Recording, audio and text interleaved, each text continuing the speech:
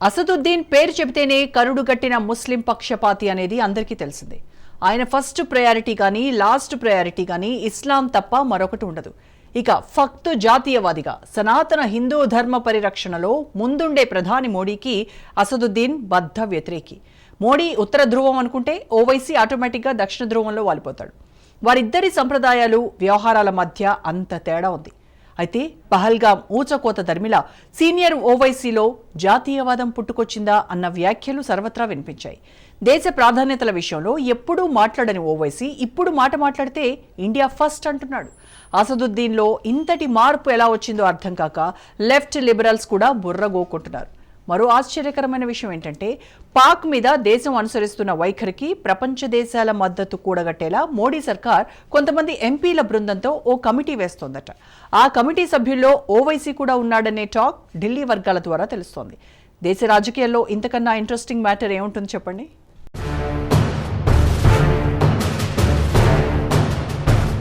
ప్రపంచ దేశాల చుట్టూ వచ్చేందుకు ఎంపీల బృందం.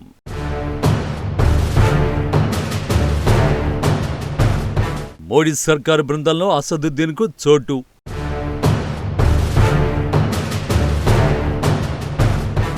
ఓవైసీని చేర్చుకోవడంలో మోడీ మార్కుపై చర్చ.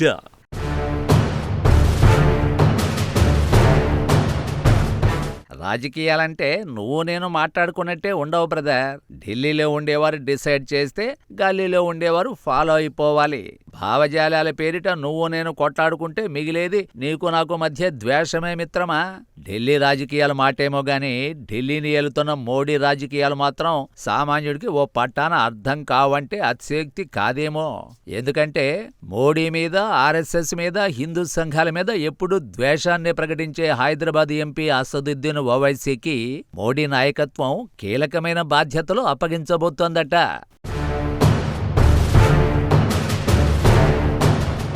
పహల్గాం ఘటన నేపథ్యంలో ఆపరేషన్ సింధూర్ పేరిట మోడీ సర్కార్ ప్రతీకార చర్యకు దిగింది. అయితే పహల్గాం ఘటనను ఓవైసీ తీవ్రంగా ఖండించడమే కాక దాదాపుగా తొలిసారిగా పాకిస్తాన్ మురదాబాద్ అంటూ ఎంఐఎం ప్రజాప్రతినిధుల ఆధ్వర్యంలో భారీ ర్యాలీ కూడా తీశారు.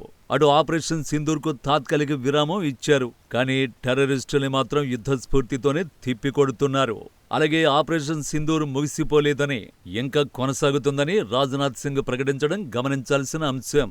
మరోవైపు ఇండియా పాకిస్తాన్ మధ్య ఉద్రిక్తతలు తగ్గించే విషయంలో అమెరికా చేసిన ఓవర్ యాక్షన్తో మోడీ సర్కార్ విమర్శలు ఎదుర్కోవలసి వచ్చింది. ట్రంప్ భారత్కు మద్దతునిస్తున్నాడు అనుకుంటే అకస్మాత్తుగా పాకిస్తాన్ పాట పాడటం అనుమానాలకు తావిచ్చింది. దీంతో భారత విదేశాంగ శాఖ కూడా తన పంథా మార్చుకుంది. అమెరికా నుంచి దిగుమతి చేసుకునే కీలకమైన వస్తువులపై సుంకాలు పెంచేసింది.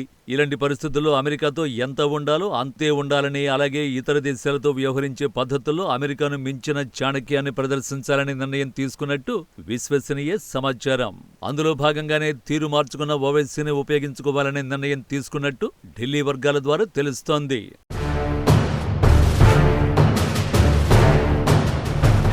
భారత్ ఎంచుకున్న తాజా వ్యూహం ప్రకారం కేంద్ర ప్రభుత్వం 8 మంది ఎంపీలతో కూడిన బృందాలను మే 22 నుండి 10 రోజుల పాటు పలు దేశాలకు పంపించాలని, ఆ టీముల ద్వారా టెర్రరిజంపై పోరాటం ద్వారా భారత్ ఏం చేయబోతుందో ప్రపంచానికి వివరించాలని భావిస్తోందట. ఆ బృందాలను 5 దేశాలకు పంపించాలని నిర్ణయించినట్లు సమాచారం. ఆ బృందాల్లో కాంగ్రెస్ ఎంపీ శశి థరూర్తో పాటు ఎంఐఎం ఎంపీ అసదుద్దీన్ ఓవైసీ కూడా ఉండే అవకాశాలు ఉన్నాయంటున్నారు. 8 మందిని ఎన్ని బృందాలుగా చేస్తారో ఇంకా తెలియరాలేదు. కానీ ప్రతి బృందంతో విదేశాంగ మంత్రిత్వ శాఖలోని ఓ అధికారి ఉంటాడట. ఈ పర్యటన లక్ష్యం ఆపరేషన్ సింధూర్పై ఇండియా దృక్పథాన్ని అంతర్జాతీయంగా వివరించడమేనని తెలుస్తోంది.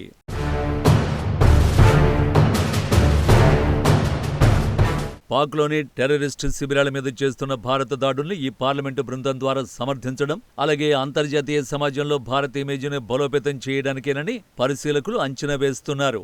కేంద్రం తయారు చేస్తున్న బృందాల్లో ప్రభుత్వాధికారులతో పాటు బలమైన జాతీయ దృక్పథం కలిగి ఉన్న ఎంపీలను నియమించాలని మోడీ భావిస్తున్నారట. ఈ క్రమంలో శశి థరూర్ కాంగ్రెస్ నుంచి, అలాగే ఎంఐఎం నుంచి అసదుద్దీన్ దాదాపుగా ఫైనల్ అయినట్టు చెబుతున్నారు.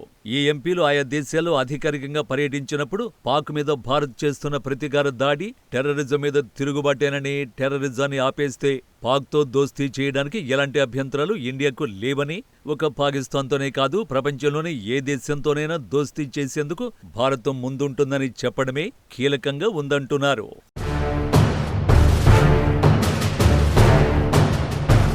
ఆపరేషన్ సింధూర్ వంటి సైనిక చర్యను అంతర్జాతీయంగా కొంతమంది వివాదాస్పదంగా మలిచేందుకు ప్రయత్నిస్తున్నారు. ట్రంప్ మాట మార్చడంతోనే ఇండియా తేరుకుంది అంటున్నారు.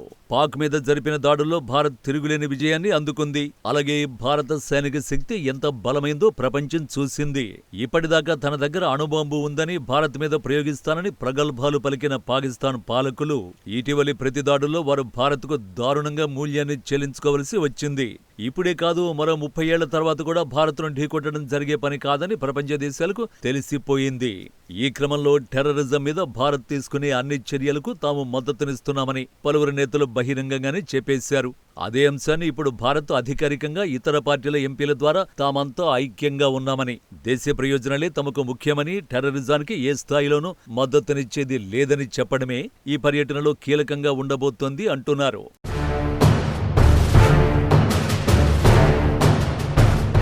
ఒకప్పుడు భారత్ను అభివృద్ధి చెందుతున్న దేశంగా చెప్పేవారు. ఆ మాటే ఇప్పుడు కూడా చెప్పుకుంటున్నాం. కానీ పహల్గాం తరువాత పాక్ సైనిక శక్తిలోని లోపాలు ఏమిటి అనేది ఆ దేశానికే కాక ప్రపంచానికి కూడా తెలిసొచ్చింది. మరోవైపు చైనా నుంచి పాక్ దిగుమతి చేసుకున్న HQ-9 క్షిపణి రక్షణ వ్యవస్థ ఎంత నిరుపయోగంగా మారిందో ప్రపంచానికి తెలిసొచ్చింది. దరిమిలా చైనా బలహీనత కూడా యావత్ ప్రపంచానికి తెలిసొచ్చింది. మరోవైపు హిమాలయాల్లో డోక్లా వంటి ప్రాంతాల్లో చైనా ఆక్రమణను ఇదివరకే తిప్పికొట్టాం. అంటే సూపర్ పవర్ దేశాల సరసన ఇప్పటిదాకా 2వ స్థానంలో ఉన్న చైనా ఇకపై ఆ స్థానంలో కొనసాగే అవకాశాలను కోల్పోతుందన్నమాట. ఇప్పటిదాకా ప్రపంచానికి భారత్ అనేది ఒక సాధుమూర్తి లాంటి దేశమనే భావనే ఉంది. కానీ ఇప్పుడు సూపర్ పవర్ గా మారింది. రష్యాతో కలిసి తయారు చేసిన బ్రహ్మోస్ క్షిపణులు వీర ప్రతాపం చూపిస్తున్నాయి.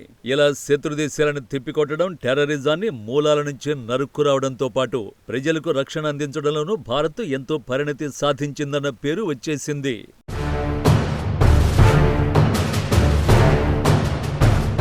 బ్రహ్మోస్ పనితీరు చూసి ఇప్పుడు ప్రపంచమే నివ్వెరపోతోంది.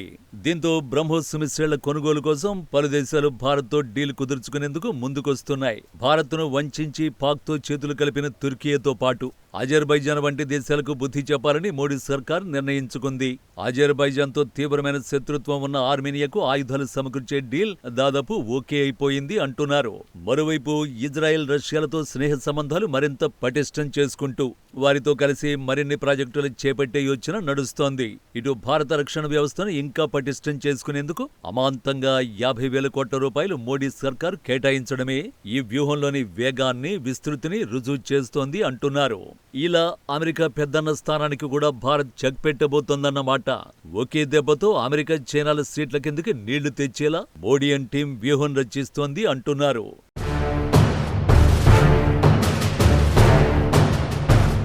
అంతర్జాతీయంగానే కాక జాతీయంగా తామంతా ఐక్య బలంతో ఉన్నామని ప్రపంచానికి చాటి చెప్పడానికే ఈ ఎంపీ బృందాల పర్యటనలు ఖరారు చేస్తున్నట్టు విశ్వసనీయ సమాచారం.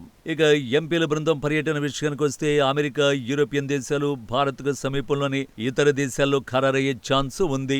మొత్తానికి భారతదేశం తనను ఉగ్రవాదానికి వ్యతిరేకంగా గట్టిగా నిలబడే దేశంగా ప్రపంచం చూడాలని భావిస్తోంది. వీరి పర్యటన ద్వారా భారతదేశం భద్రతా సవాళ్లను, ఉగ్రవాద బెదిరింపుల్ని ఎదుర్కోవడానికి తీసుకున్న చర్యలను వివరించే అవకాశం ఉంది.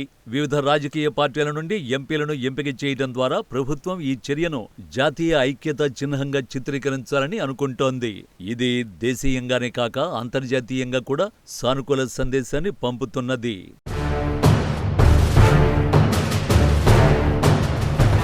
భారత ఎంపీలు దేశం తీసుకున్న ఉగ్రవాద వ్యతిరేక హామీని సమర్థవంతంగా వివరిస్తే ముఖ్యమైన దేశాల నుంచి మద్దతు పొందే అవకాశం ఉంది.